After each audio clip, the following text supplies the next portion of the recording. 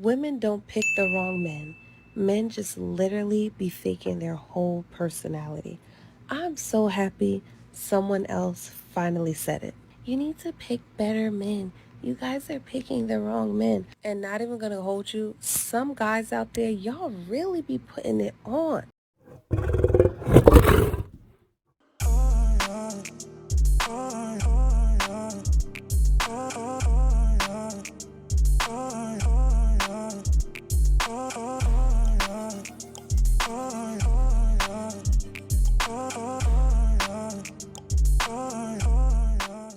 All right, y'all, a little bit of house cleaning. For those who've been rocking with me from day one, I appreciate the support. For those who may be new here, coming in or out of the door, for me, don't forget to like, comment, subscribe, get it cracking in the comments. Every bit of your engagement helps promote me into the YouTube algorithm. Now I believe I've taken up too much of your time. You know how we do over here? Drop the video. Let's go.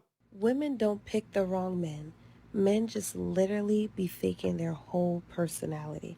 I'm so happy someone else finally said it. People are always like, you need to pick better men. You guys are picking the wrong men. No, I'm picking a man who's not really the man he says he is. And not even gonna hold you, some guys out there, y'all really be putting it on.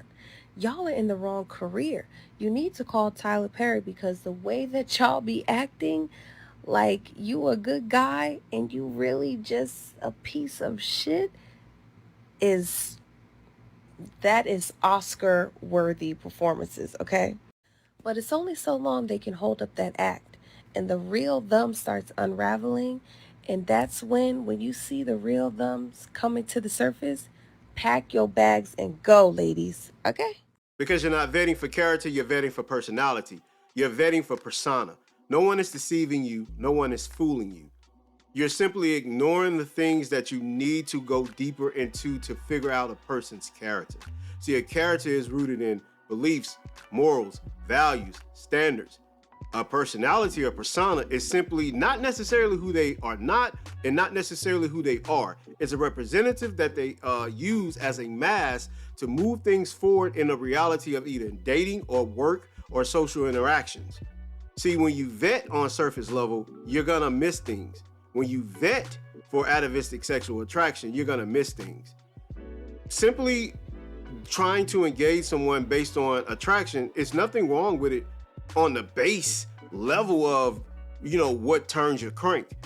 But it is something wrong with it when you use that solely as a means of getting or entering into a relationship with someone, because relationships take work. Relationships take time to cultivate and nurture.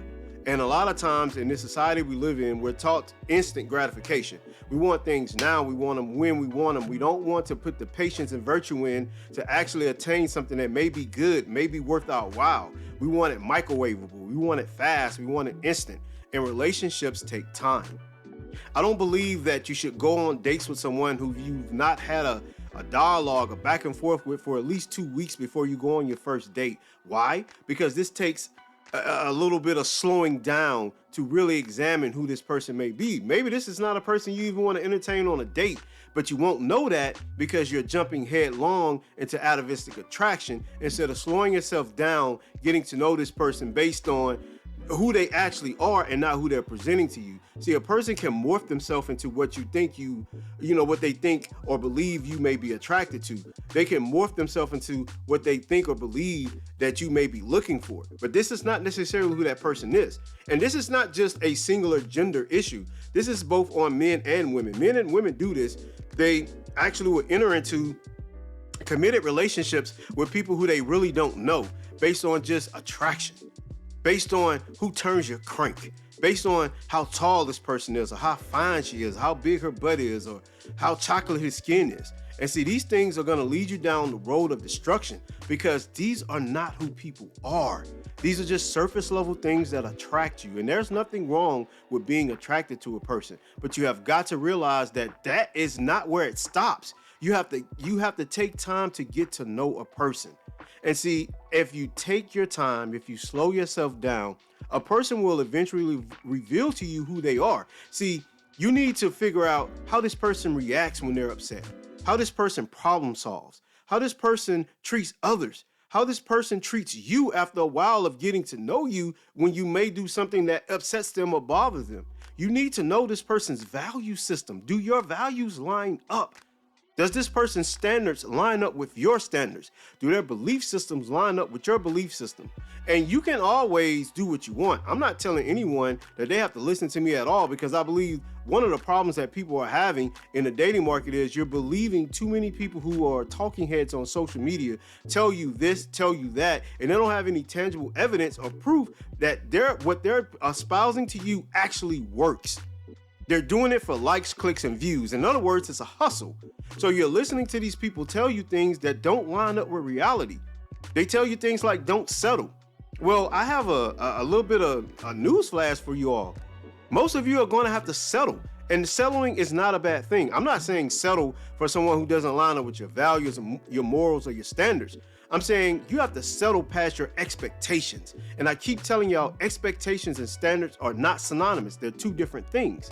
You have to get away from your expectations. You have to get away from the expectation of, well, I have to be physically attracted to someone. I have to be sexually attracted to someone. I'm not saying you can be with people you're not these latter two things are.